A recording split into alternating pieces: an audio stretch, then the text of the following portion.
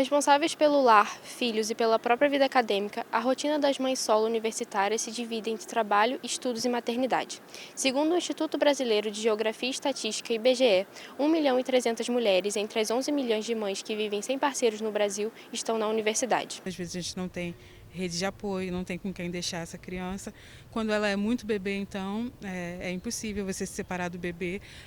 Agora a gente tem uma licença maternidade, na verdade é o REA, né, por 6 meses, que é durante o período de amamentação exclusiva.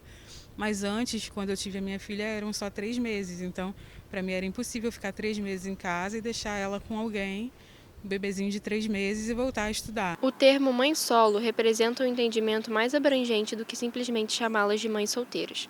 Esse termo não se refere apenas à ausência de um companheiro, mas abrange as responsabilidades que recaem exclusivamente sobre os ombros da mãe. A maternidade traz consigo uma série de novas obrigações para as mulheres. No caso das mães solo, a falta de apoio intensifica essas obrigações, o que gera grande sobrecarga. Os principais desafios da maternidade na universidade é, de fato, o suporte da instituição, né, pública, para com essas mães mesmo, que não têm um espaço adequado para deixar seus filhos enquanto elas estudam, e, obviamente, o tempo de dedicação para estudar é diferente, né? E aí, quanto política pública dentro da universidade, eu acho que seria muito importante pensar, porque a gente, olhando assim em volta, a gente não vê como que esse espaço é para esse tipo de pessoa, né? Para a mãe, para as pessoas que trabalham, né? E aí acho que é importante ter política pública para isso. A permanência de mães na universidade ainda enfrenta diversos obstáculos, mas mobilizações como o movimento Mães da UF surgem em resposta.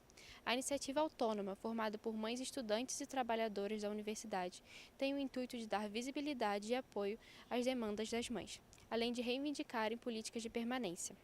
Para elas, o objetivo é garantir que a maternidade não seja um empecilho para o acesso à educação. A criação de uma sala de apoio também é uma conquista importante.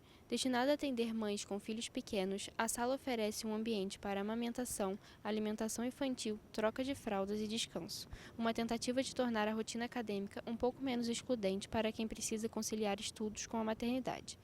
A iniciativa faz parte de um movimento mais amplo dentro da universidade por políticas de permanência que contemplem realidades diversas entre os estudantes. Falando da sala de apoio, em muitos momentos a gente percebe que a criança está realmente muito estressada, a gente precisa trazer a criança para que ela descanse, tem alguns momentos que as crianças precisam de higiene, né? E é importante ter um lugar para dar banho, para trocar. A gente não tinha trocadores nos banheiros, então ter um lugar para fazer essa troca de fraldas é importante.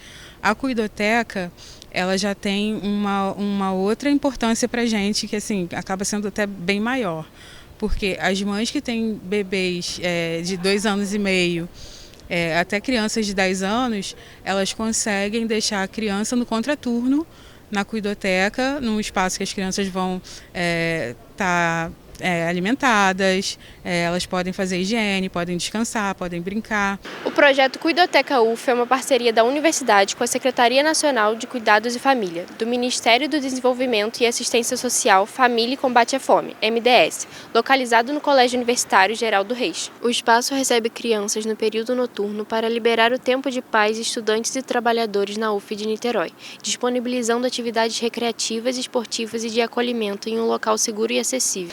Muitas vezes você tinha crianças que estavam estavam em sala de aula com a própria mãe, à noite,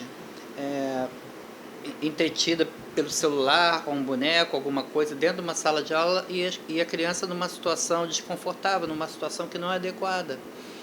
E a mãe não tinha, por não ter rede de apoio, não tinha o que fazer. Então, para a criança tem esse benefício, que é assim, instantâneo. E para as mães, uma condição de estudo que ela não estava tendo. Isso é fundamental, porque havia, por exemplo, mães que se matriculavam em menos matérias do que o necessário, e isso estende o curso. Então a gente acredita que esses são impactos assim, até mais imediatos da cuidoteca sobre o público de mães que está sendo atendido. Em um país onde as desigualdades de gênero são marcantes, garantir que mães solo tenham acesso à educação é uma questão de justiça e cidadania. A permanência delas na universidade não depende apenas de força de vontade, mas de sensibilidade institucional, políticas públicas e reconhecimento das inúmeras jornadas que enfrentam todos os dias.